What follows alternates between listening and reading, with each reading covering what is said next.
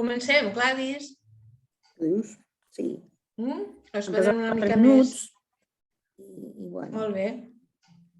ja podem començar, doncs. Farem la presentació, no? I llavors ja començarem. Bé, jo abans de res, abans de tot això, agrair a la gent que es connecta avui i realment, personalment, per a mi és tot un honor que la Isabel Martí Julià sigui amb nosaltres. Perquè em toca el cor, no? Em toca la família, d'alguna manera, i agrair-te de tot cor aquest gest de comunicar tota la saviesa de la cultura valenciana i gaudir de la teva presència amb nosaltres. Moltíssimes gràcies. Molt bé. Bueno, farem la presentació per la gent que no la coneix. Bien. Isabel Martí Julià, nascuda a Xàtiva, entra en contacte amb el món de la música i les danses tradicionals en l'àmbit familiar per a posteriorment començar la seva iniciació com a balladora en l'Associació Cultural Escola de Danses de Xàtiva, a l'edat de 10 anys amb el mestre Sebastià Garrido. Té una formació en danses tradicionals valencianes amb cursos de formació als que ha assistit des del 1971 fins a l'any passat, el 2021.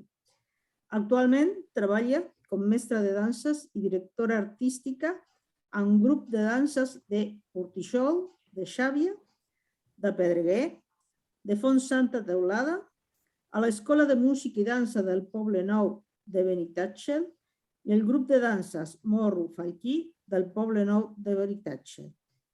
Imparteix nombrosos cursos de danses valencianes i també dirigeix treballs relacionats i ha col·laborat en publicacions de tipus divulgatius com els llibres de festes de diverses poblacions i llibrets de falles i altres bibliografies.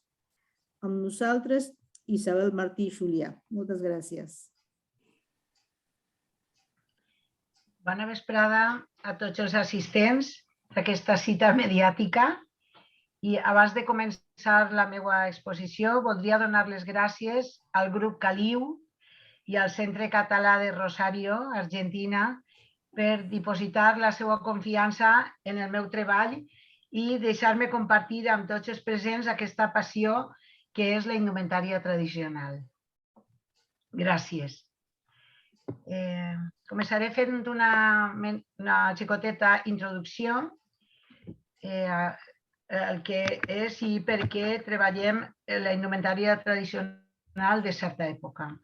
Per parlar d'indumentària tradicional, necessàriament ens hem de referir a la que s'utilitzava als segles XVIII i XIX, perquè el segle XVIII va ser un moment d'esplendor per a la indústria tèxtil valenciana gràcies a la producció de seda i perquè encara conservem algunes peces d'aquesta indumentària a les nostres cambres. Aniré passant algunes imatges per a que pugueu anar visualitzant tots els temes i tot el que vull expressar, que segurament amb aquestes imatges són més aclaridores i podem entrar més en tema. A veure, un moment. Compartiré pantalla.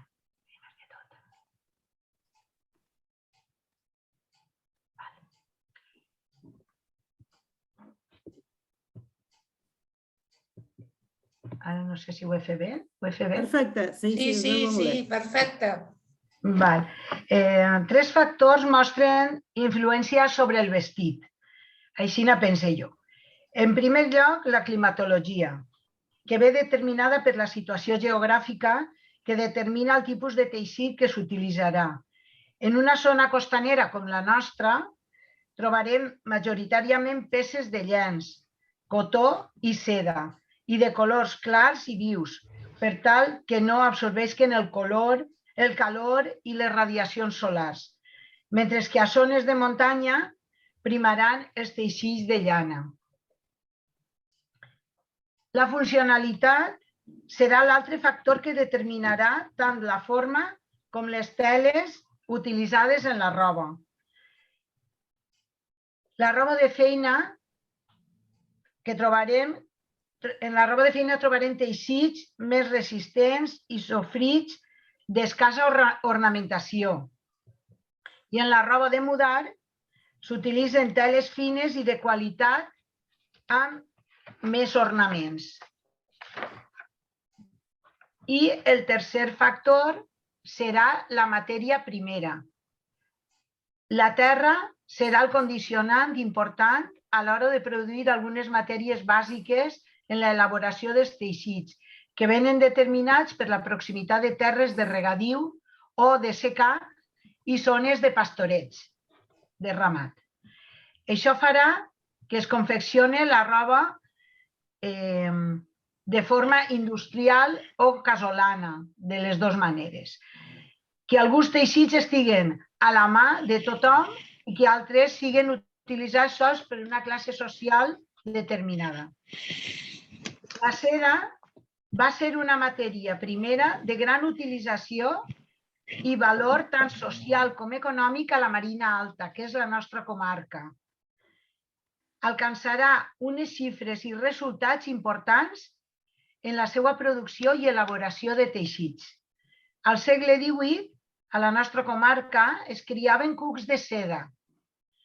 D'ahir la gran quantitat de moreres que hi havia a la vora dels camins. A les cambres encara podem trobar telers dels utilitzats en l'elaboració dels teixits de seda, que conformaven un complement en l'economia domèstica, quedant per a l'ús familiar aquelles filatures que no alcançaven la màxima qualitat per a poder vendre, per a deixar per a la venda. Una altra matèria emprada en l'elaboració dels teixits, com seria el cotó, no es produiria de forma local perquè calia adquirir-lo en les comarques veïnes de més al sud. De manera més habitual, s'importaven les teles ja elaborades. L'arribada de la indústria farà que s'abaraten les teles de cotó i que la seva confecció i neteja siga més pràctica. Amb aquestes observacions volem fer una reflexió sobre el que és el món que envolta la indumentària. Al voltant d'ella existeix tota una situació socioeconòmica que mostra una forma de viure i d'entendre el món. Cadascuna de les peces de roba que ens han arribat a les nostres mans porta darrere tot un bagatge i una història que ens parla de tots aquells que des dels llauradors, filadors, passamaners, randers, curtidors, velluters, orfebres, teixidors, sastres, modistes, fins a arribar a la persona que utilitza la peça, han fet possible que avui puguem gaudir d'aquest món tan interessant i al mateix temps desconegut. Vaig a fer una menuda explicació de cada una de les peces de roba emprades, primer que tot per les dones. Tocant en contacte directe amb la pell estava la camisa, que era una peça de roba interior i que s'utilitzava de dia com camisa i de nit com camisó per a dormir. Confeccionat el cos amb fil o llenç d'una tela més dura, més resistent, i les mànigues amb batista fina. Les formes emprades en el patronatge eren de línies rectes i per facilitar el moviment del cos afegien unes galles en forma de trapezi en els laterals i en forma de quadradet baix de la màniga, baix del braç. Sovint aquesta tela estava teixida en telers de la mateixa casa. de les persones que vestien la roba, feta amb materials com el llenç de lli, conreat per les mateixes persones. Era peça d'ús obligatori. Les calces. Cobrien de forma ajustada el peu i la cama fins al genoll. La seva funció era protegir la pell dels insectes i del fred.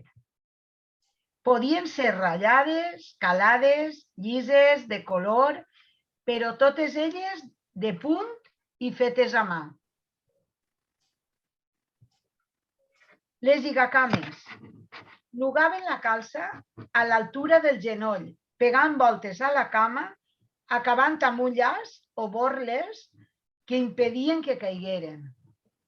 Podien ser llises o adornades i fins i tot amb dedicatòries d'amor o d'amistat. Els brials o sinagües són faldes interiors que es col·locaven 2 o 3 sobreposades per tal d'aconseguir una forma voluminosa i maluc. Fetes de llenç, retort o fil, anaven ornamentades amb bastes, brodats o randes. L'amplària a la cintura és de 4 o 5 metres i algunes d'elles també porten en la part de baix 1 o 2 volants. La sobresinagua és una falda elaborada amb materials resistents amb la funció de protecció de la roba interior i va ser emprada per a fer les tasques domèstiques. La faltriquera. Era una butxaca interior de forma oval o rectangular subjectada amb vetes a la cintura, fent-la coincidir amb les obertures dels faldellins, confeccionada en cotó o llenç i de vegades guarnida o brodada.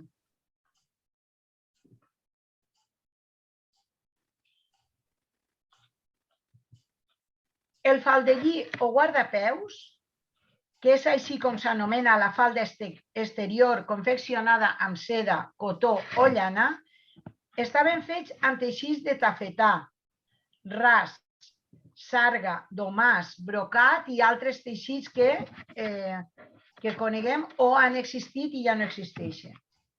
S'utilitzaven aproximadament 4 metres d'amplària per a la seva confecció i la llargària arribava fins a uns 15 o 20 centímetres de terra, que permetia veure els peus i un poc més amunt del turmell. Estaven cosides en forma de bolquer.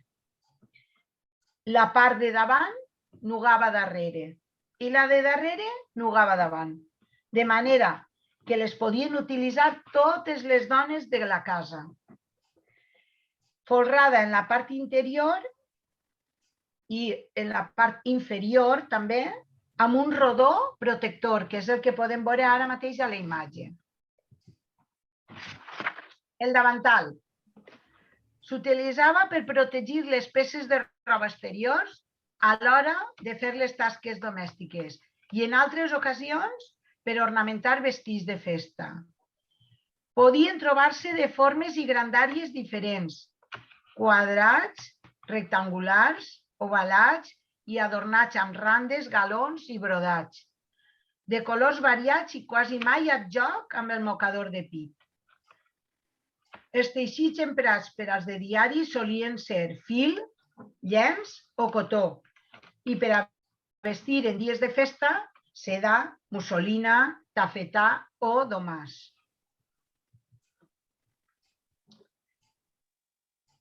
El justet, també anomenat cotilla o coset sense màniga, ajustada al cos des dels muscles fins a la cintura, deixant els braços al descobert.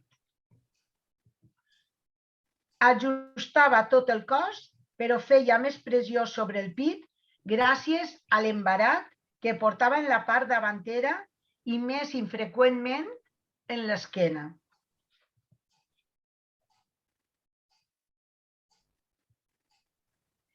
podem veure diferents models de justet a les imatges i veiem que van forrats d'una tela bàsica de cotó de llenç que es diu retorta. Totes les peces van soltes i van cosides una a una a mà.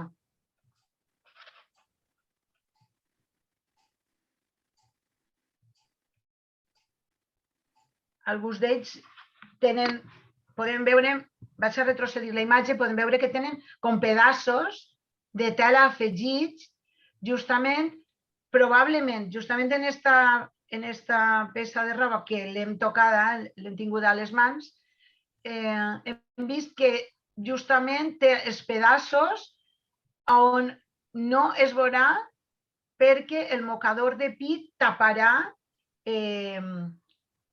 totes les correccions. I segurament és perquè no tenien prou tela de seda per a poder acabar la peça i van ajustar amb un cotó. Podem veure que els tirants o el frontal del pit han estat fets amb una tela més senzilla. El gipó és una peça de roba exterior ajustada al cos mitjançant un embarat de branquetes d'olivera o jonc, al igual que els justets que hem vist anteriorment, que al mateix temps que pressionava tenia la justa elasticitat que permetia el moviment del cos. Cobria l'esquena i el pit des dels muscles fins a la cintura, rematant en unes aletes o merlets que donaven amplitud a la cadera. El gipó podia portar màniga llarga, màniga curta pel colze o màniga llarga pel puny.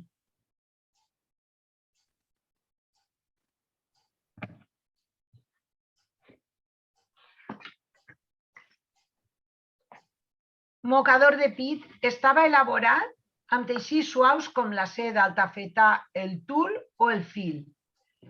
Solien ser quadrats, encara que alguns eren triangulars, com aquests que veiem a la imatge, de 3 pics o mig mocador i probablement resultes de partir algunes herències. Mig mocador per a tu, mig mocador per a mi. Les mesures variaven entre 80 centímetres i 1 metre d'amplària. Concretament és quadrat i va brodat a 2 cares, amb aquest bordat. Que és el brodat que impera al segle XVIII a terres valencianes és la cadeneta. És el punt de cadeneta. Este és un mocador de seda estampat amb motlle i este és de tul brodat i porta incrustacions de cintes de seda. Està en perfecte estat de conservació i és una joia.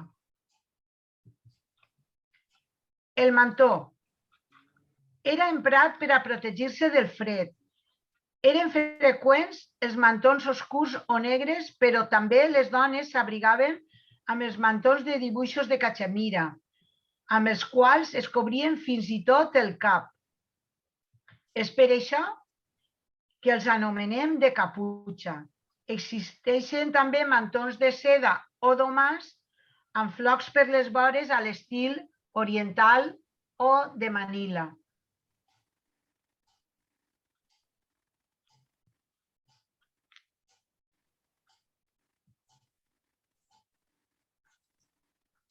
La mantellina era utilitzada per les dones per cobrir-se el cap i part de la cara en actes religiosos.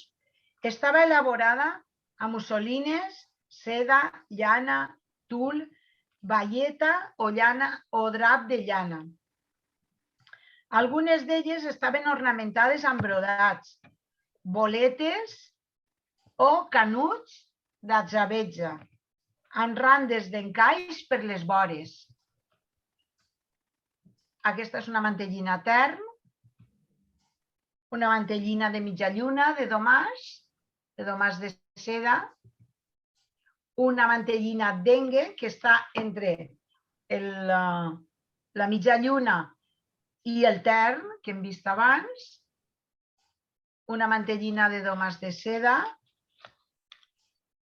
amb una orla de cinta de seda també. Aquesta és una mantellina de tovalla que porta una tercera part d'encaix que va col·locada damunt de la pinta que va dalt del monyo. Podem veure vestits complets de dona del segle XIX.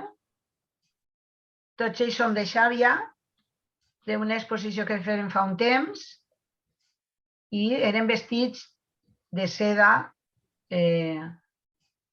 de mitjans del segle XIX. És de principis del segle XIX. Justament aquesta classe de vestits i d'aquesta mateixa casa van estar emprats també per la família de Joaquín Sorolla, el pintor valencià.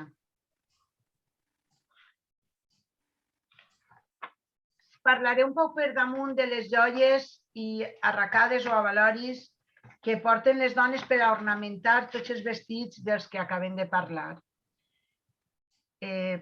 Portem unes arracades de grans dimensions i aquesta li diem de la Verge perquè la Verge dels Desemparats porta unes arracades amb d'aquesta forma. O sigui, el botó, que és la part de dalt del que toca l'orella, el cos o barqueta, que és el central, i les ametlles, que són les tres que pengen. Aquestes arracades es dirien de la Verge o de tres, perquè porta tres colgants, tres ametlles. Este també seria de tres i li diguem de barquet, perquè la part central, el cos que porta, té forma de barqueta. Aquest és l'adreç complet, que porta una agulla de pit, dos arracades per a les orelles, una agulla travessera, que porta una part tubular i un punxó que entra dins de l'altre, i els altres dos punxons, que estan sols a la part de baix de la imatge, que són per a, es diguem, rascamonyos. O sigui, són com agulles que portem en el monyo col·locades i en un moment donat, quan ja estàs un poc cansat de portar el pentinat, pot ajudar a alleugerar o a rascar un poc el cap, si n'hi ha molèsties. Arracades de làmpara, aquestes concretament són del poble de Pedreguer i evidentment es diuen de làmpara per la seva forma, tenen un botó en l'orellal i després tot el que penja sembla una làmpara. Aquestes es diuen de pardalet i és perquè en el cos central porten dos pardalets.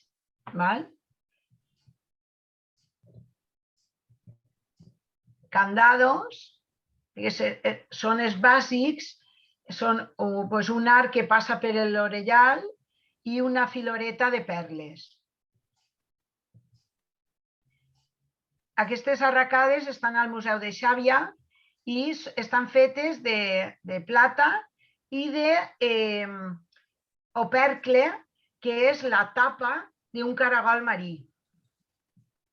Que aquí n'hi ha la creença que si la pedreta, l'opercle, toca la pell, cura el mal de cap.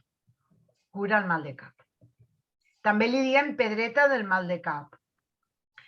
Aquestes arracades són de fulla i tenen canotet i pedreta de vidre. Aquesta és una joia de pit i li diem polca de tres perquè té tres ametletes, tres colgants.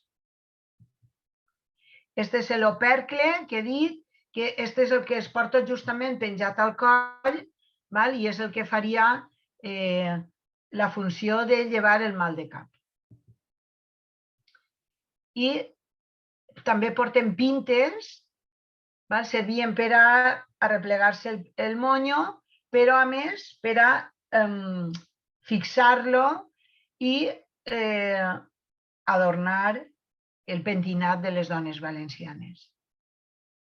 Aquesta és una cinzellada i es diu Flor d'aigua per la seva elaboració. Està cincelada baix de l'aigua, en un cincell molt fi.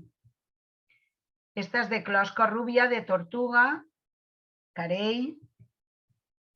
Esta pinta és circular i semicircular, i també és de closca, de tortuga. Esta és d'ívori o marfil. Esta també és de closca, de tortuga. I esta és carell. Aquestes van juntes i són del segle XIX. Bé, respecte a la joieria n'hi ha més temes que tractar, però això es faria molt extens. A continuació passaré a descriure un poc com és la roba interior masculina i començarem, com hem fet abans, per la roba interior, per la camisa. La camisa era una peça de roba interior que anava en contacte directe amb el cos. S'utilitzava tant per a vestir com per a dormir i també com a única peça baix de la camisa. La majoria dels llauradors o molts llauradors no portaven cap peça de roba més per a les tasques agrícoles en temporada d'estiu. Perquè la camisa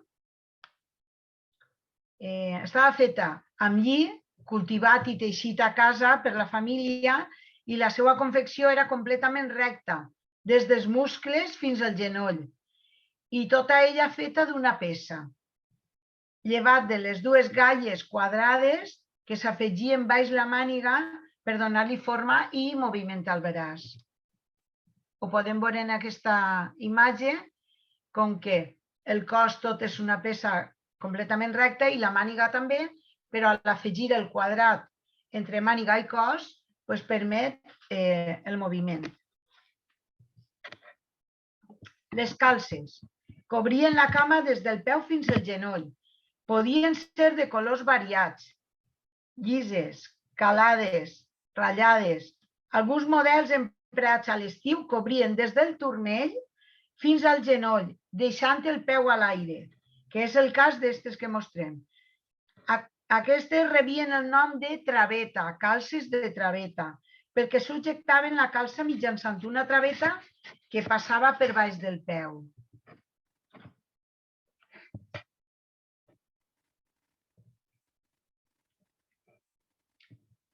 Les lligacames són unes cintes que subjecten la calça per davall del genoll i eren cintes de colors d'una amplària aproximada d'uns 2 centímetres, guarnides, llises o dedicades amb brodats o... I el saragüell era una peça de roba exterior que cobria el cos des de la cintura fins a la part superior del genoll i que ajustava en la part alta mitjançant una veta que frungia la cintura. Els camals tenien una amplària entre 60 i 1 metre, confeccionats amb lli, cotó, llenç o lli.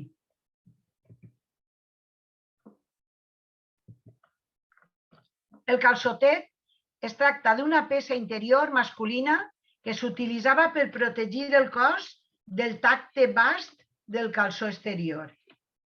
Estava confeccionat amb tela de lli o cotó i era igual de llarg que el calçó exterior, però de color blanc. I en èpoques posteriors, al segle XIX, s'utilitzaven de cotó ratllat, com és el cas de la imatge que tenim a la dreta. En les peces de vestir o exteriors, començàvem per el calçó, que era un pantaló exterior que cobria des de la cintura fins a un poc per davall del genoll i confeccionats amb tot tipus de teles, des de les fines, com la seda, que és el cas del calçó de la dreta, o les grosses, com el vellut o llana, per a vestir a l'hivern, com és el cas del calçó de l'esquerra. Portava una trinxa a la cintura i anava cordat amb botons. a la part de davant, a mena de bolquer, i amb un cordó o veta que ajustava en la part posterior, a l'esquena. A la part baixa del camal va cordat amb botons i una veta que ajusta a la cama i s'anomenen, aquestes cintes s'anomenen els machos.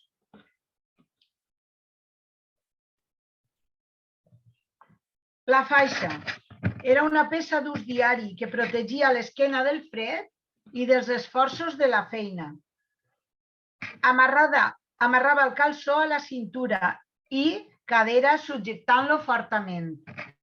Mitjançant una anella o passador s'aconseguia en un extrem una butxaca que quedaria oculta dins de la mateixa faixa. Estaven confeccionades en seda, llana, cotó, llises o ratllades. El jupetí era l'equivalent al justet femení. En alguns indrets li diuen jupetí o ajustador. Ajustador. És un cos sense mànigues i cobria el cos des dels muscles fins a la cintura i anava cordat en la part davantera amb botons o folrats o de metall segons el poder adquisitiu de l'usuari. Els que tenim a la imatge eren botons metàl·lics esmaltats. I les teles utilitzades eren el cotó o la seda, el vellut i la llana, teles llises amb flors retallades o de diferents ratllades o enquadres. Els dos que tenim a la imatge són de vellut retallat. Aquests dos són de seda, els dos.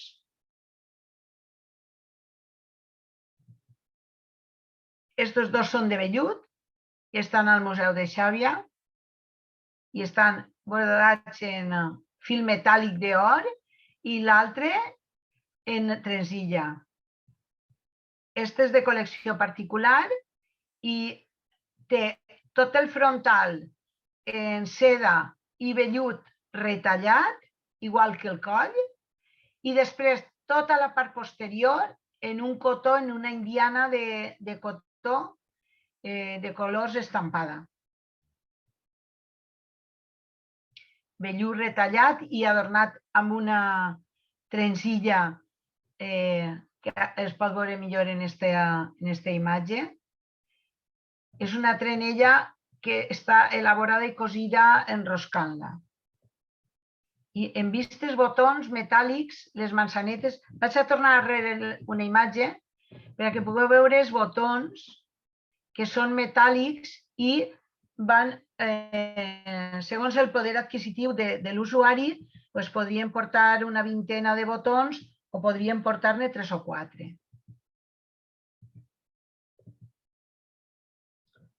La jupa s'utilitzava a l'exterior, damunt del jupetí o de l'ajustador, per cobrir el cos i els braços. Es vestia damunt de totes aquestes peces per abrigar. Estava confeccionada amb materials fresquets a l'estiu, com el ras, la seda, la sarga o el cotó, i a l'hivern estava elaborada amb llana o vellut, com és el cas de la imatge. Anava creuada o abotonada amb manzanetes de metall, os o fusta folrada. Aquí tenim diferents models de jupa curta, casaqueta o casaquetes més llargues, igualment vestides amb calçó de cotó o de seda, i la casaca. Aquesta peça era més infreqüent, no se'n troben moltes perquè aquestes peces les utilitzava més les classes benestants i no eren d'ús diari de les persones treballadores i del poble. Aquí veiem un conjunt complet de calçó, jupetí, jupa. I el mocador era una peça quadrada de tela generalment de seda o cotó que doblegada en forma de triangle es deixava caure sobre el cap per a cobrir els cabells llargs que portaven els homes, a fi de que no molestaren en les tasques diàries. Eren curioses les diferents maneres de col·locar-lo. De cua, de barret, de fumeral o barretina. Totes aquestes formes es podien aconseguir amb els mocadors. La còfia. Tenia la finalitat de cobrir el cap i arreplegar els cabells llargs de l'home. És una mena de xarxa feta amb tela o de punt teixit a mà, confeccionada amb materials com la seda i el cotó i rematada amb una tira d'arbossos. Arbossos fets amb la tècnica de la passamaneria. El barret per a cobrir el cap a l'hivern i en cerimònies, l'home l'utilitzava de diferents tipus. De copa alta, com el cossiol, de copa baixa i ala ampla i doblada, com la rodina,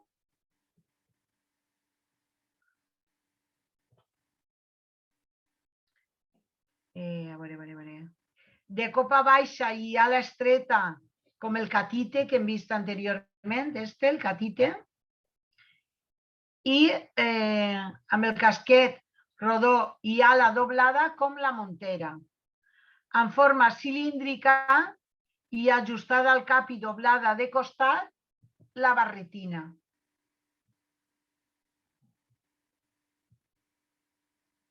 La capa era utilitzada en cerimònies i com a mena d'abric. Era una peça llarga que cobria el cos de l'home quasi fins als peus, amb molta amplària aconseguida per peces unides fins a donar-li una forma circular. Si no s'arriba a formar un cercle, la peça s'anomenarà mitja capa. Sobreposada, portava una capa menuda que cobria els muscles fins al colze i anomenada esclavina. Era confeccionada amb baieta i vellut, generalment de colors oscurs o negres. Anava subjecta amb un abroig que es pot veure en la imatge de l'esquerra. La manta. No es pot dir que es tracta d'una peça d'indumentària concretament, perquè de vegades s'utilitzava per a cobrir-se en el llit, per a dormir, o per a posar a la sella del cavall o dels animals per a cavalcar. Així i tot es gastava per a cobrir-se del fred. Estaven confeccionades amb llana de colors vius, de quadres i ratllades, i també de color negre. Normalment eren allargades i d'una mida suficientment gran com per a cobrir el cos de l'home. Actualment encara n'hi ha pobles valencians que s'utilitzen les mantes per a cobrir-se per compte de portar un abric o una peça moderna, doncs porten mantes per a cobrir-se del fred. I crec que amb això he acabat la meva exposició i si algú està interessat o té gust de fer alguna pregunta i sé contestar-la, doncs aquí estic.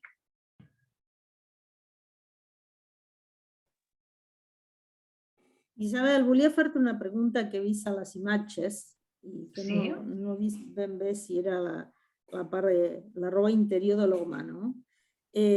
Anaven amb faldilla. És un saragüell, i és una peça... Vols que torni arrere la imatge? No. Com vulguis. És un saragüell, és una peça que s'utilitza en tota la Mediterrània. Fins i tot a Grècia. I Andalusia, tots els pobles de la Mediterrània han tingut influència sobre aquesta peça i és endèmica. Val? I és una peça molt solta que permet el moviment fàcilment, és una peça molt fresca i és per això que va tindre molt d'èxit en l'època en què es va vestir. Val? I sí que és com una mena de faldilla, però sí que té dos camals. Té dos camals completament rectes i va unir al mig, com hem dit en el cas de la camisa també, no? Que porta una peça enmig dels dos camals per a donar forma, vaig a tornar darrere per a que ho puguis veure, per a donar-li forma a l'entrecama, clar, per a donar forma per a poder moure i caminar. A veure, estem arribant.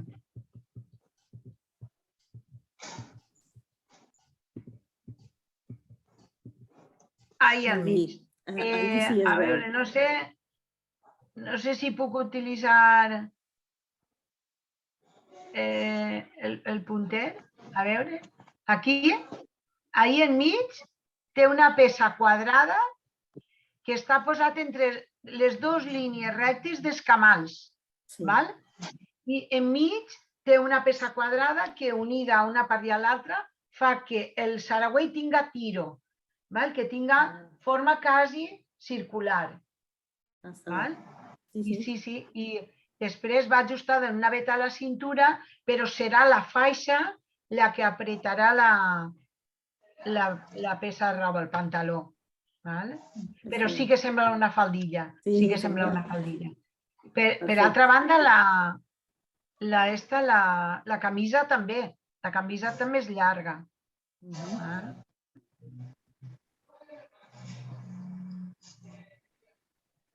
Perfecte. No sé si hi ha algú que vulgui fer alguna pregunta.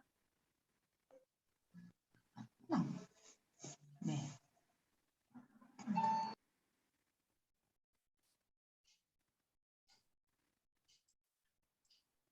Algú vol fer alguna pregunta més? Algun dubte? Ha quedat molt clar, eh? Ha quedat clar. Mira, pot ser aquí en el maniquí de la dreta. Ah, bé, allí es veu. Es veu com que la part d'entre les dues cames la cobrirà el quadradet. Val? Si no, quedarien els dos camals completament junts. Sí, està bé. Perfecte.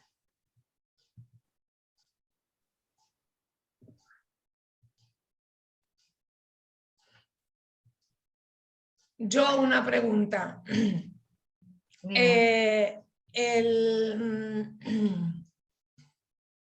El mocador de pit. Sí. Hi ha diferents maneres de posar-ho o hi ha un estil determinat? O depèn de la zona o el material varia? No, depèn de la climatologia, no? Perquè si fa frescor, clar està que va molt apegat al coll per a tapar i serà un mocador de pit de llana. I si és a l'estiu, pot estar un poc més obert, però la funció que té el mocador de pit és cobrir l'escot. És cobrir l'escot. I, també adornar, no? Adornar. I és per això que estan fets de diferents materials. Nosaltres el que fem és reproduir aquestes peces. Quan vestim la indumentària tradicional, a l'estil tradicional, el que fem és reproduir aquestes peces. I això heu vist també que n'hi havia mitjos mocadors, no?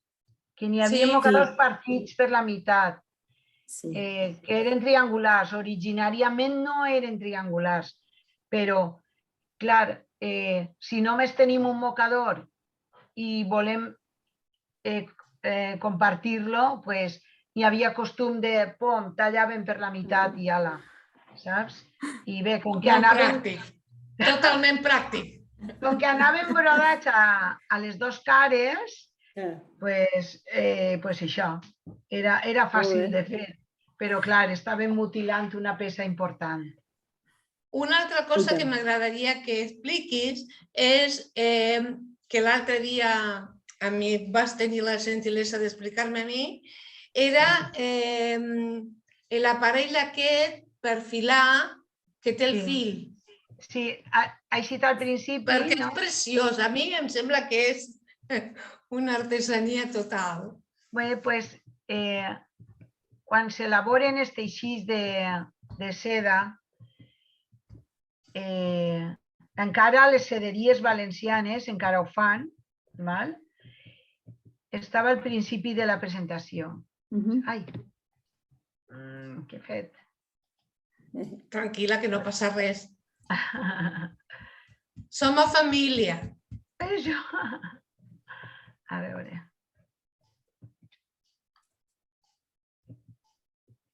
Estava molt... Mira, els telers, este és un teler molt primitiu, però sí que és no es cert... veu, No es veu. Has de compartir. Has de compartir pantalla. Vai, perdona. A veure. Torna a veure. Sí. Compartir pantalla.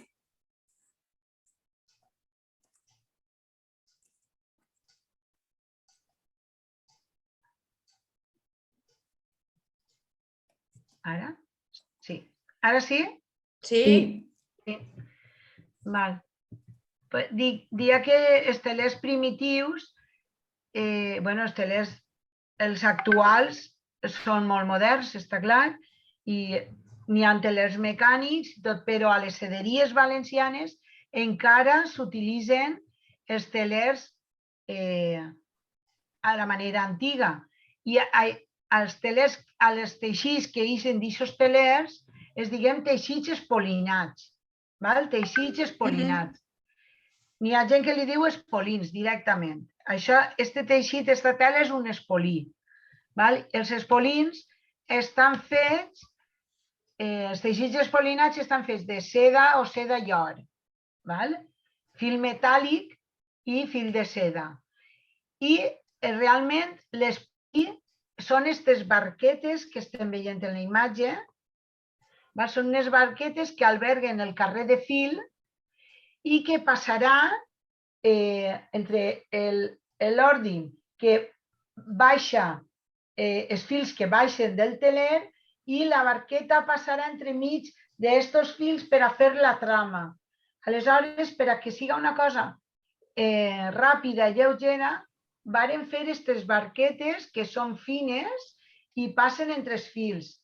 I el teixidor va pujant i baixant els fils per als que vol que passen amb els peus, amb una palanca que té els peus.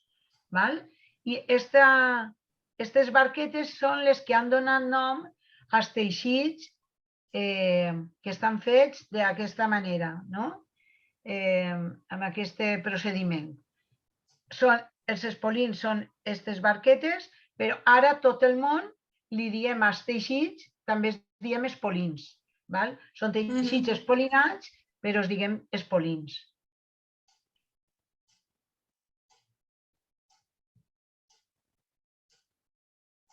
Treballar un teixit espolinat porta moltíssimes hores. Per a fer un vestit de dona complet, de cos i falda, fan falta molts metres de tela, perquè el teler que treballa l'espolinador és d'ample el que dona el moviment del braç, per a no forçar el braç cap allà o cap ací i agafar males postures i dolors corporals. El que dona d'ample el treballar la mà amunt i avall serà d'ample l'espolió, o sigui, d'uns 60 centímetres aproximadament. Si hem dit abans que una falda necessita 4 metres o 4 metres i mig de rodó, imagineu els metres que fan falta per a elaborar la falda, el cos i tal. I un espolinador o una espolinadora tarda 3 mesos en fer este teixit. A més, el material, que és molt noble, que és seda i metall, alcancen un preu desorbitat. De tota manera, es treballa amb uns cartonatges antics que estaven elaborats al segle XVIII i es repeteixen des d'aquella època, es repeteixen els mateixos dibuixos. Els mateixos dibuixos. I tenen nom. El que va variant són els colors. Cada persona que encomana un teixit d'estos pot demanar el color que més li agrada. Dins de la tipologia dels colors que s'utilitzen. I la veritat és que n'hi ha dibuixos. Hem vist al principi de la presentació també, hem vist dibuixos que preparaven pintors famosos de l'època, preparaven estos dibuixos en Sant Carlos, en València, en l'Acadèmia de Belles Arts de València, i existeix una col·lecció de dibuixos d'estos impressionants, que són una joia, clar. Tot això ho custodia el Col·legi d'Art Major de la Seda de València. A València capital també hi ha un museu de la seda que és interessant la seva visita, el que s'aprenen moltes coses, sí. Respecte entre la roba de la dona i de l'home, sembla que la dona porta més coses, no?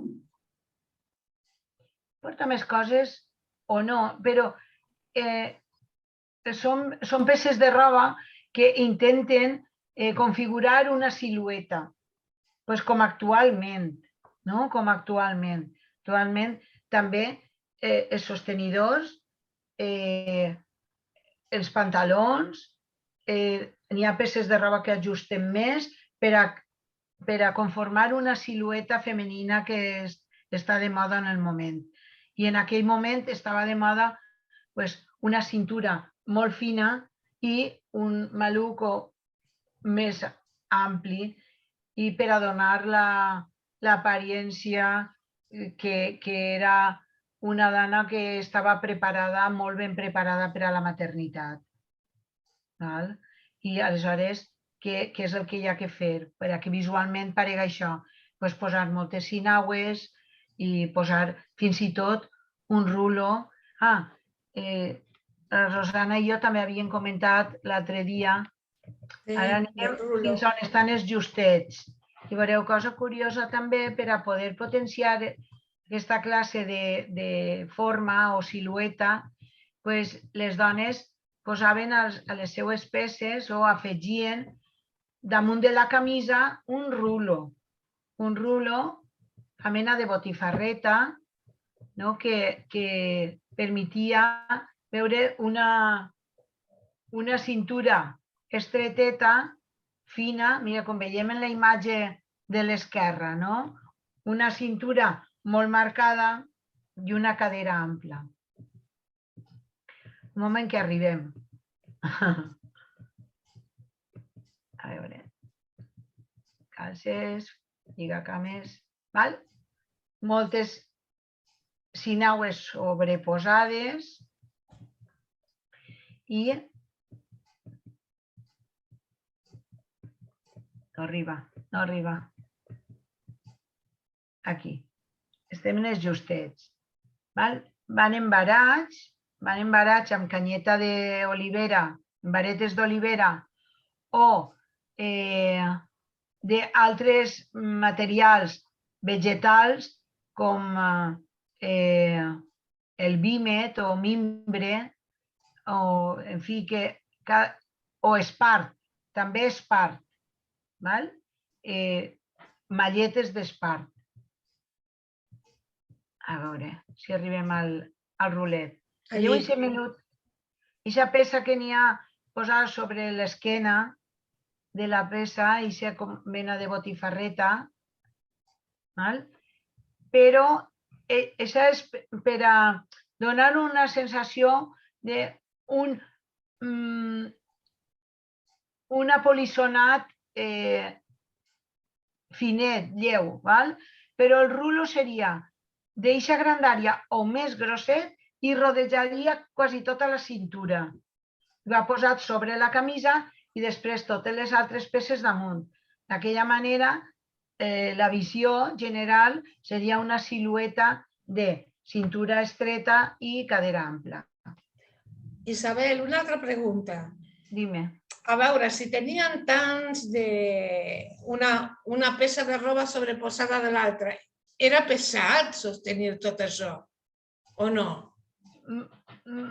Sí, però a mesura que vas posant... les primeres teles, les que toquen la pell, són fines. Són fines? Sí, són fines.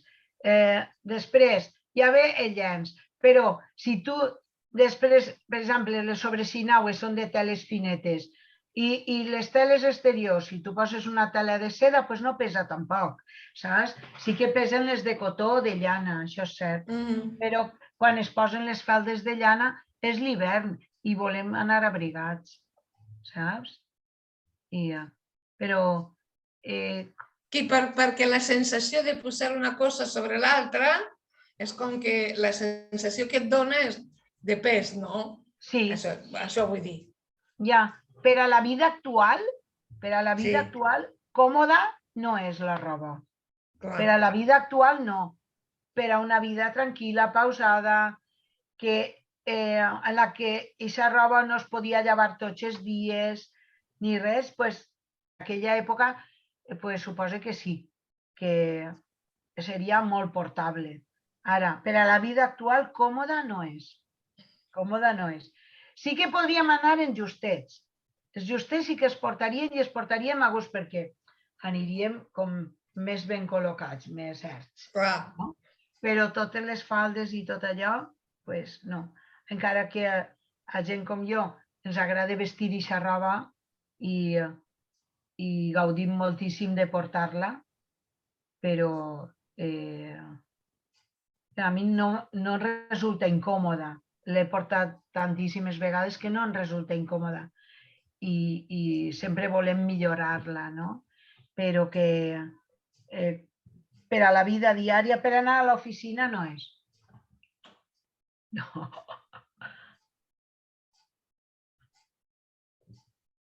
Voleu que vos conti alguna cosa més? No sé si hi ha alguna pregunta. A l'efecte que no. Aquí hem posat al xat que la presentació ha sigut excel·lent, molt clar i molt ben exposat. Gràcies. Bé. En veritat, maquíssim. Gràcies.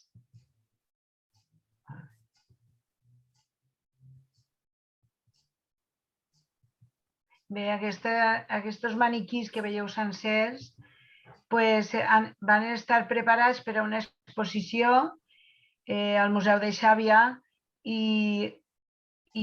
comptàvem amb més de 300 peces de roba de totes les classes d'home, de dona, de vestir i de diari. Preciós. I varen tindre gust de treballar això. Aquest mantó també és una cosa especial. És emboatat i és de tela de domàs de seda i com podeu veure en la imatge anterior de l'esquerra, va forrat amb una seda de color groc fortíssim i és d'època. I este mantó serà de principis del segle XIX. Són mocadors de llana. I aquesta és la manera de posar el mantó de tapar o mantó de caputxa, que són mantós de cachemira, de llana i de seda de cachemira. I es diguem també mocadors de 8 puntes. per la manera d'estar doblat i col·locat.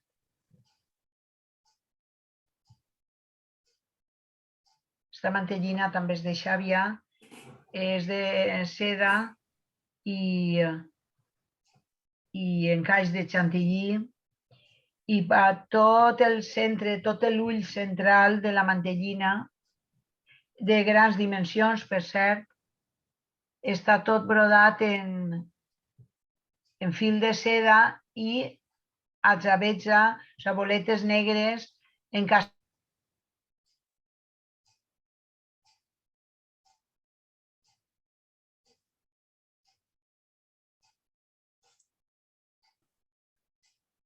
Era penjada.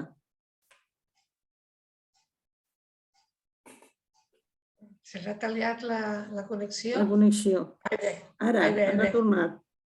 Ara a veure si t'escoltem, Isabel, perquè s'ha tallat la connexió. No s'escolta. No s'escolta. Bé. Ara sí. Ara sí. Sí? Ah, Sí, val. Sí. Val. També algunes de les imatges que em puc mostrar de vestits complets, d'home o de dona, van estar preparats per a un calendari que va fer la impremta Avellà de Pedreguer. I varen preparar, vam fer com un xicotet estudi de fotografia i varen preparar maniquís amb tipus de vestits d'hivern, d'estiu, d'home i de dona, i vaig tindre molt de gust de treballar junt a Miquel Noguera per a la impremta Avellà, que tots els anys fa un calendari molt interessant sobre temes etnogràfics i que tenim gust de col·leccionar.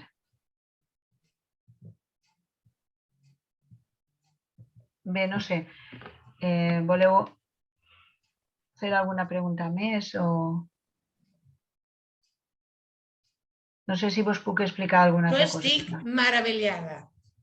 Jo he descobert per què m'agraden les arracades llargues. A mi m'agraden per alguna cosa que m'agrada. Clar que sí, d'allí venen. D'allí venen. Molt bé. Estesa la Marina, moltíssimes dones porten la pedreta del mal de cap. I bé, aquesta és una xicoteta mostra de la joieria i els complements, però, clar, l'estil és... N'hi ha de totes les classes, de tots els materials i de tots els nivells i poder adquisitiu, vaja. Esta era de la meva besàvia. Ui!